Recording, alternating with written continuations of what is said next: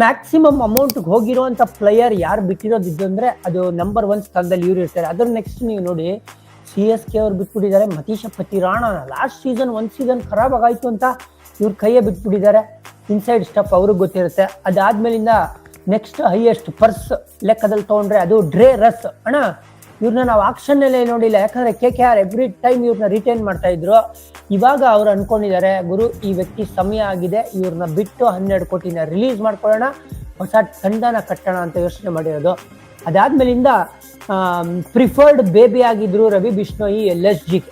ಅವ್ರು ಆರಂಭ ಆದಾಗಿಂದ ಆಡ್ತಾ ಇದ್ರು. 11 crore ಅವ್ರನ್ನ ರಿಟೈನ್ ಮಾಡಿದ್ರು. ನಿಮ್ಗೆ ನೆನಪ ಇದ್ರೆ ಲಾಸ್ಟ್ ಇಯರ್ ಮೆಗಾ ಆಕ್ಷನ್ ಮುಂಚೆ.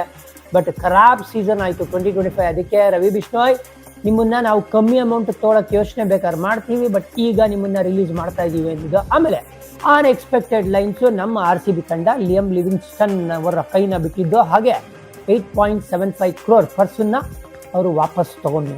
ಇದು ಬಿಗ್ ರಿಲೀಸಸ್. ಅಂದರೆ ಹೆಸರಾಂತ ಪ್ಲೇಯರ್ ಇದಲ್ಲದೆ ಗ್ಲೆನ್ ಮ್ಯಾಕ್ಸ್ವೆಲ್ ಕೂಡ ಬಿಟ್ಟಿದ್ದಾರೆ.